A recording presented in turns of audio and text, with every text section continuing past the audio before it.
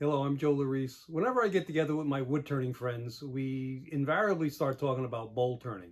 What's the current best tools, techniques, instructors, things like that. Right now in the spring of 2023, we are blessed because we have production bowl turners who also happen to be amazing teachers. I'm talking about Glenn Lucas, Mike Mahoney, Stuart Batty, and I saw in the American Woodturner magazine, David Ellsworth is still conducting classes. So on top of the fact that probably the greatest of all time, Richard Raffin, is being really prolific and making these great YouTube videos. So I thought they were all obviously big influences in how I turn. And they do have different techniques. They do use slightly different tools. So I thought I would show you how I would turn a bowl. And I think this is something that a lot of new turners will find important and valuable. I'm taking down a tree that's a 12-inch diameter maple. Unfortunately, it had died. And from there, I'm going to turn what most people would describe as the most yield out of the bowl. And I'll mount it. I'll show you why and how I think about approaching the actual turning of the bowl. I'll break it up into different parts. I'll do the outside of the bowl. And in that segment, I'll talk about the bottom third, which is tough. And then we'll just go through each video and I'll show you how I use these varying techniques and how I've sort of combined them for what's right for me. I hope it's helpful. Enjoy. So when I convert a log to a bowl blanket, in this case we're talking about a basic bowl, I think about the diameter of the tree. In this case, this is a 12-inch maple. It's a little too heavy for me to put on a bench to cut. I make sure I go longer than the diameter by about 2 to 4 inches, depending on the overall diameter. So in this case, I'm way over that. I'm about 14 or 15 inches in length to the 12-inch diameter. So within a few days or even less, you'll start to see a crack develop. And in this case, it's good because it's actually in line with where I would have wanted to get the blank out of. So that's how the crack is running. Now, with a 12-inch bowl, I would probably want to get rid of the pith. It's a little too much work to get rid of all that pith. So what I'll do is I'll lay my framing square down and I'll go around 3/4 of an inch on either side of that. And that'll give me my saw marks, at least on this side.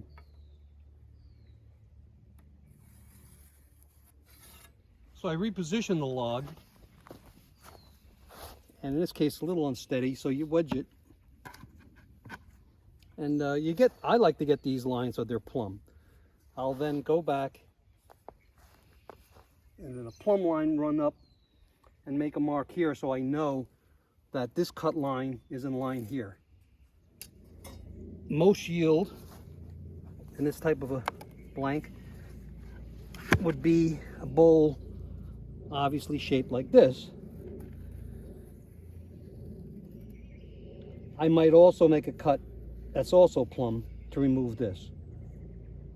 You could also make a live edge bowl, and then again you might want to just remove a little less of the bark.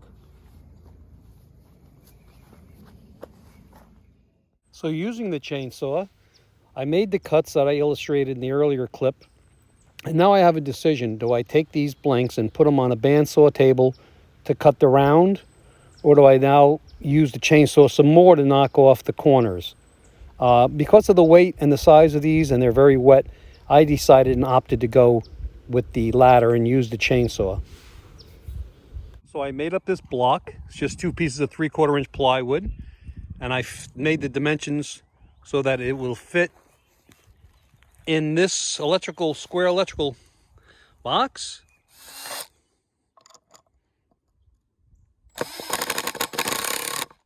I just mounted to the flat part of the blank I just cut. I then put this section upside down into the receptacle box. I'm able to safely use a chainsaw, and I won't get that kick around with the chain. Yeah, so I managed to get 14 blanks out of that tree. Now I'm just going to put some sealer on the end grains. I orient them after I cut them to that octagon shape so that all the end grains exposed on both sides of that bench. So now what I'll do is just mop on some sealer, and then I'll tarp it, and then start turning.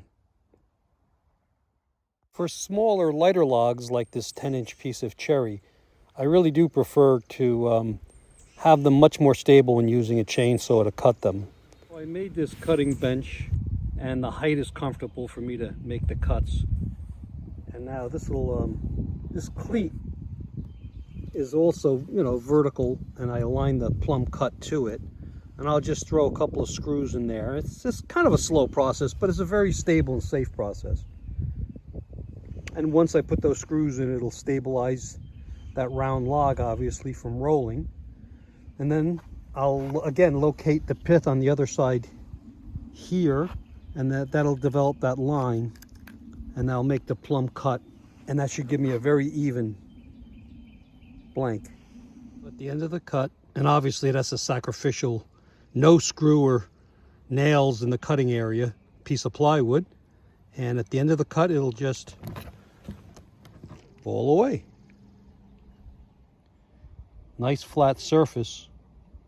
That'll make converting this log into a blank much easier, whether you're going to be now resting this part on a bandsaw table or putting it back on a bench like this to further convert it to whatever shape you want, whether it be a bowl or a hollow form.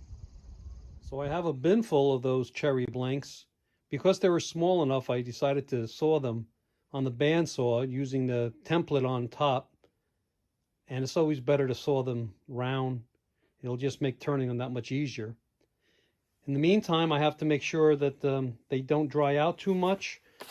I'll even spray the end grain with some water. I don't think I have to put seal coat on them because I'll be getting to these pretty soon. Well, thanks for watching.